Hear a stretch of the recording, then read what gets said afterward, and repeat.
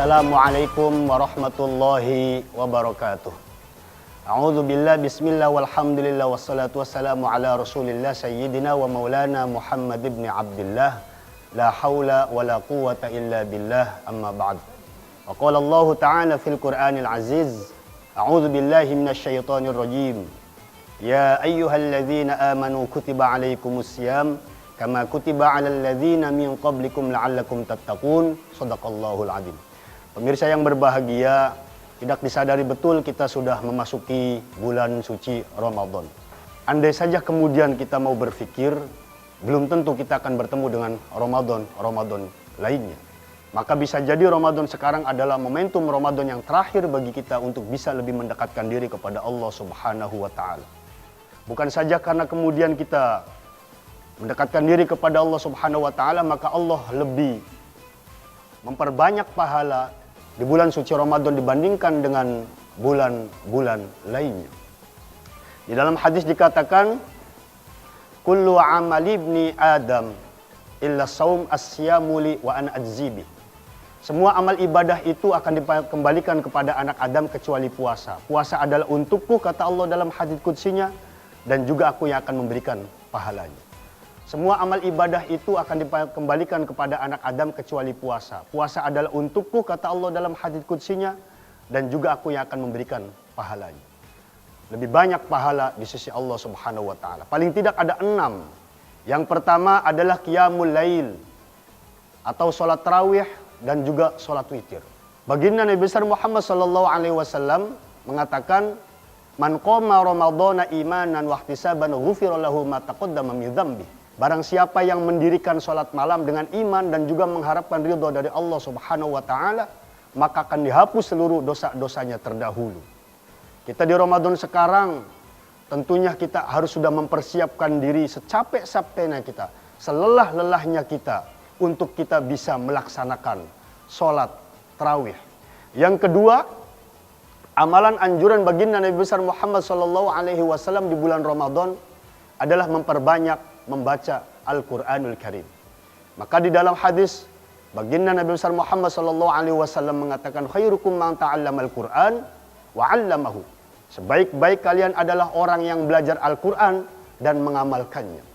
Pemirsa yang dirahmati Allah Subhanahu wa Ta'ala, kita didorong untuk bisa mengamalkan Al-Quranul Karim. Tentunya kita juga harus sudah mulai dari belajar mengetahui isi dan arti yang terkandung dalam Al-Quran.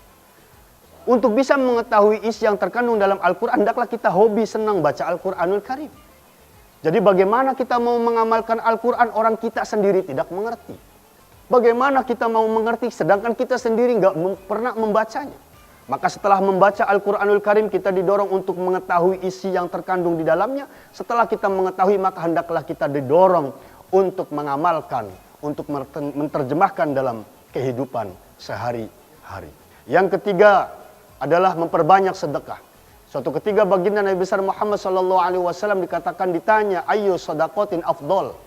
Hai ya Nabi Muhammad SAW, sedekah apa yang paling utama? As-sadaqatu fi syahri Ramadan.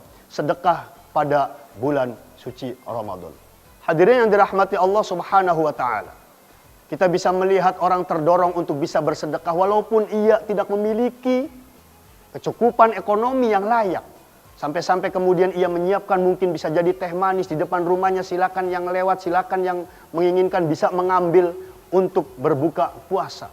Begitu juga kita bisa melihat saudara-saudara kita yang berdiri kemudian di lampu merah untuk bisa memberikan takjil orang-orang yang lewat. Supaya apa? Memenuhi akan kebutuhan mereka. Ini adalah sedekah yang paling utama. Enggak ada sejarah bahwa memperbanyak sedekah kita menjadi fakir. Enggak ada orang yang memperbanyak sedekah dia menjadi miskin. Justru ada 3 ucapan kepada orang yang memperbanyak sedekah. Apa kata harta yang disedekahkan oleh Allah Subhanahu wa Ta'ala? Kuntu qalilatan fakatsartani. Aku ini jumlahnya sedikit, lantaran kau sedekahkan aku maka aku menjadi banyak. Yang pertama. Yang kedua, kuntu faniyatan fabqaitani.